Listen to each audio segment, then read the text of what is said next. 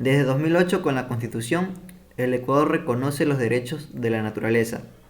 Los derechos de la naturaleza son garantías para protegerla y preservarla. Proponen que consideremos a la naturaleza como un ser humano que tiene derechos y no como un objeto al que se lo puede explotar. Desde 2008 hasta ahora ha habido 30 casos. De estos, 8 se han perdido. Imagino lo que estás pensando. La naturaleza no habla. Entonces, ¿cómo se defiende? Para entenderlo, pensemos en un niño que no puede poner una denuncia o ir a un juicio y necesita de sus padres u otro adulto que lo represente.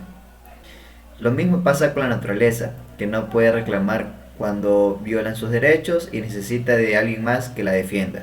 Por ejemplo, si veo que mi vecino está talando un bosque protegido, puedo representar a la naturaleza y denunciarlo. La naturaleza tiene derechos, es un ser vivo. Imagínense que las corporaciones en el derecho tradicional tienen derechos, pero la naturaleza es considerada un objeto en el resto del mundo. Ecuador es el único país del mundo que tiene derechos de la naturaleza en la Constitución y que la considera como un sujeto, una persona que tiene derecho a existir, entre otros derechos. El artículo 71 de la Constitución dice que la naturaleza o Pachamama, donde se reproduce y realiza la vida, tiene derecho a que se respete integralmente su existencia y el mantenimiento y regeneración de sus ciclos vitales, estructura, funciones y procesos evolutivos. A diferencia de otros países, Ecuador protege a la Pachamama en su Constitución, que es su ley magna. Otros reconocen derechos de la naturaleza, pero en sus leyes, constituciones de las ciudades, ordenanzas municipales, o le reconocen derechos a ecosistemas específicos. Pero, ¿cómo se han aplicado? El primer caso en el que se defendieron los derechos de la naturaleza fue en el 2011, cuando la sociedad civil anunció al gobierno provincial de Loja que iba a construir una cantera que afectaría al río Picabamba. La prefectura había vertido en el río material de excavación que provocó el aumento del caudal por las lluvias, causando severos daños en los terrenos colindantes. El juez falló a favor del río Vilcabamba. Otro ejemplo en el que representaron los derechos de la naturaleza ocurrió en Galápagos. En esta ocasión la naturaleza defendida fueron los tiburones que habían sido pescados legalmente y sus aletas iban a ser vendidas. Hugo Echeverría trabajaba en Sea Start, una organización de conservación de fauna marina, y siguió de cerca este caso. Fue un caso que hizo noticia mundial y es el primero de esa materia que ha llegado a la Corte Nacional de Justicia del Ecuador, que es el órgano de justicia ordinaria más importante de un país. Aunque hay casos exitosos como el de Galápagos, existen otros donde la naturaleza no ha sido victoriosa, como el del Mirador, donde opera Ecuacorrientes S.A., una empresa con capitales de China.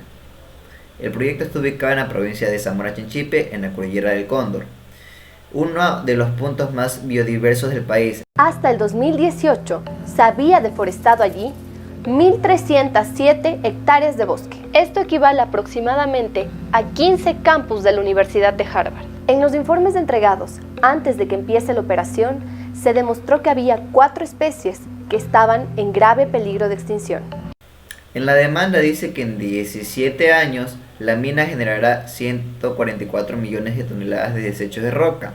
Esto es 5 veces los desechos que genera Quito cada año, pero Quito mide 12 veces más que Mirador. A pesar de estos datos contundentes, la naturaleza, que desde entonces representada por varios colectivos de líderes ambientales, perdió el juicio y se comenzaron los trabajos previos a la extracción minera del Cóndor Mirador.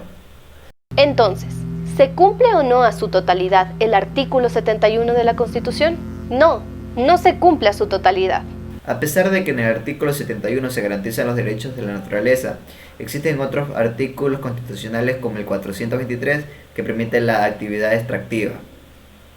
En el artículo 57 se garantiza a las comunidades una consulta previa obligatoria antes de iniciar con cualquier proceso de extracción y comercialización de recursos no renovables en su territorio. Y sí, esto es una contradicción. En los últimos 2 años, la naturaleza ha tenido 2 victorias importantes. En la comunidad de Sinangoe, en la provincia de Sucumbíos, donde los COFAN le ganaron a las empresas mineras, que tenían concesiones en su territorio. La minería en la zona fue descubierta por los indígenas durante los monitoreos que ellos realizan desde el año 2017. Este es un caso exitoso para los derechos de la naturaleza.